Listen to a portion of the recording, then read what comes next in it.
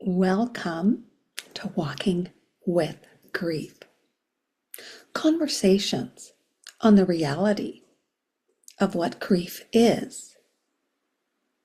And these are open conversations to shift how do we view the grieving and grief. Hi, I'm Maria Balanik, a bereaved mom, certified grief educator, and guide who offers a transformation or actually a shift of how do we perceive grief, how we perceive grieving, and the journey. What I want to get away from is believing about the 5 myths or the 5 stages. I call them myths. So this is one of the reasons why it's like, oh, they're not stages, they're myths. And so I invite you to be curious on what does it mean to grieve. And that's my word actually for today is curiosity. To be open to curiosity. And I say this as I was recently on a summit called Growth in Motion with people from different aspects of how they saw growth. And I came about it from, of course, the grief aspect. Because grief is my lane. And yes, grief is a huge umbrella. It encompasses many losses. My lane is the loss of a person. And the reason I say curiosity is because many times we look at our emotions and our thoughts with judgment. Let that sit in for a while. You ever had a feeling that you thought, oh, what am I? This is wrong. I shouldn't be feeling this way. Or a thought that pops up, especially a negative thought about ourselves. And we sit with that negativity. Or we try to be positive about it. We kind of look at, okay, what's the opposite of what I'm feeling right now or what I'm thinking? How can I change that into a positive spin? Toxic positivity does as much harm as a negative thought. And in reality, when we are curious, when we are open to curiosity, and allow our thoughts and emotions to just be.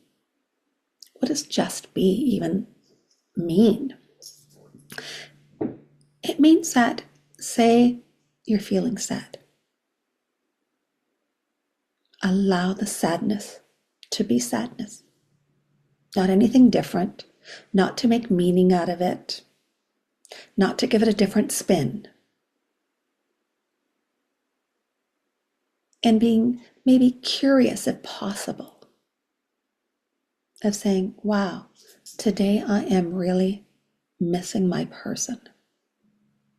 I'm sad. Or I'm angry.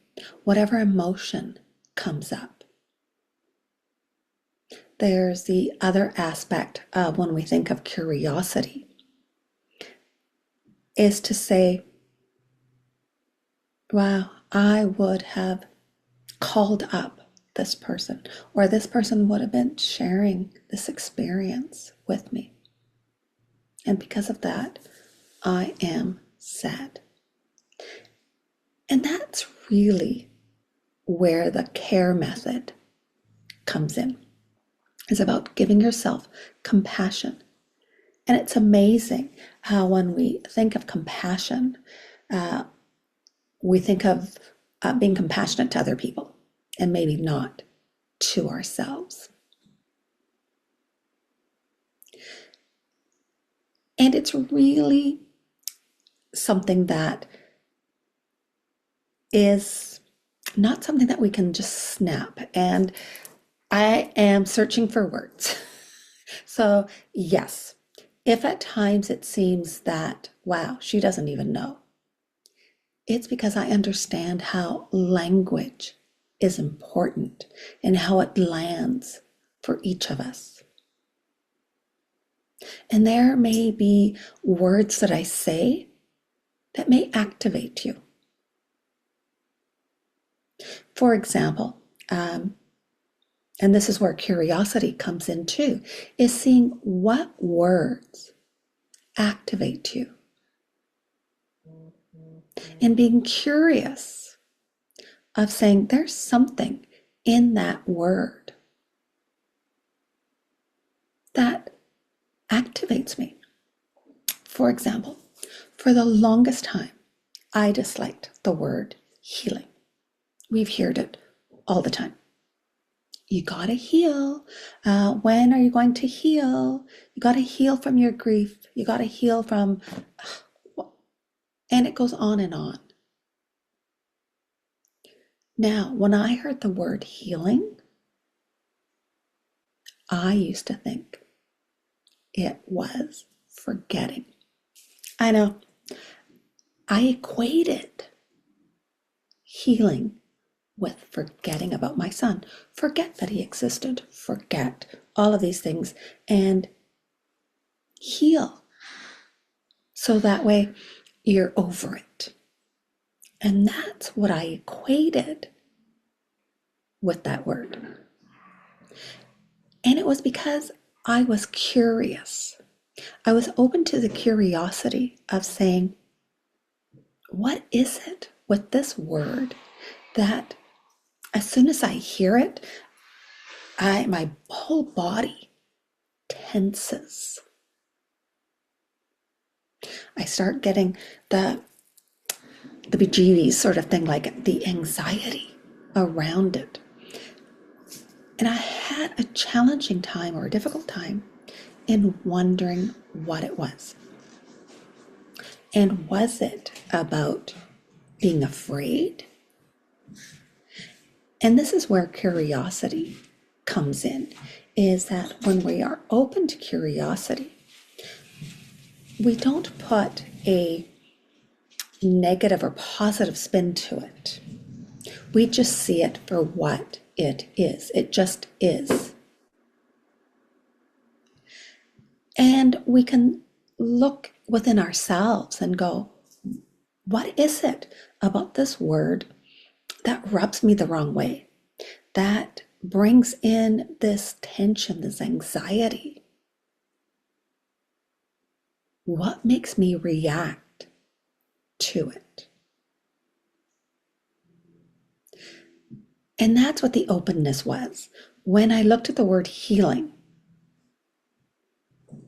it was in that openness and that curiosity to say, what does that word sound like to me? What does it represent? And it represented forgetting. Now, that is not right or wrong. And that's the one thing about curiosity. There is no right or wrong to how anything lands for you. Because I definitely want to say, you are the expert in your grief. Allow that to land. Allow that to sit in you, that you are the expert in your grief. You are going to know how a word lands for you and what that word represents. And when we are open to curiosity, it is also with non-judgment. We do not judge the word. We do not judge ourselves. We are curious. And that's an aspect that at times in grief we do not see.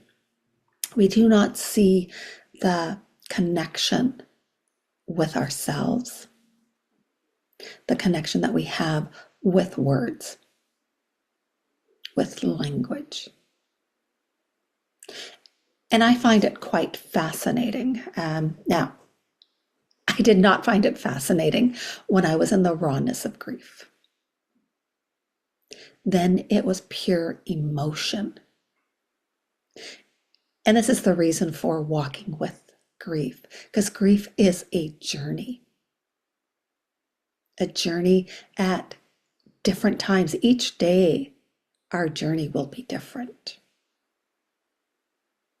And when we see it as a journey, I believe that it makes grief manageable. So that way it distills the expectation that there's a timeline, which of course is a myth, that there are steps or stages that one needs to take. That again is a myth. And it is from that curious aspect that we can see what is the right path for ourselves. This is how the aspect of the work that I do. From my own experience, I've been there where you've been. There are many similarities and there are differences, the different nuances of our personalities, of our relationship with the person who passed away. And I want to offer a safe spot or a safe space where I hold this space for you, where you get to even explore your curiosity on words, on the feelings, on the emotions. Because many times in grief, we feel that we're alone, that no one gets us, that no one has our back. And it's very amazing, I find, that when we have conversations, when we have the opportunity to share, we find that there is a community. There's a community of people who get you, where you don't have to walk alone, where there is support. And I do encourage you to find a community where you feel safe. Safe to explore your feelings, your emotions, your thoughts. Safe to express and to share your stories. And that's the reason for today's word.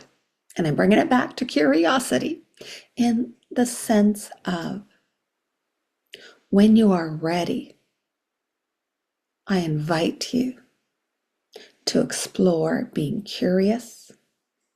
I invite you to find someone that you can be open to, that you are giving yourself permission to express what has been held down in your thoughts and in your words.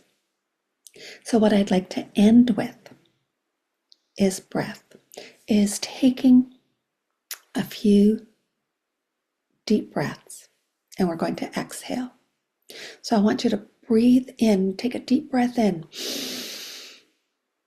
hold it, 2, 3, 4, and exhale.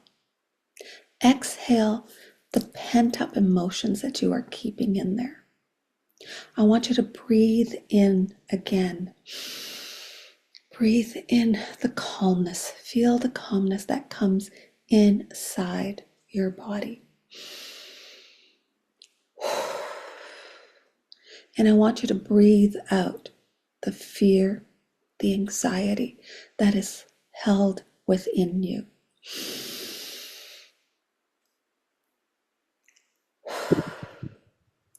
And I encourage you to breathe, because many times in grief, it is like holding our breaths and we are waiting for the exhale. So I thank you for being here today, and I hope that this time together helps you in your journey. Thank you so much.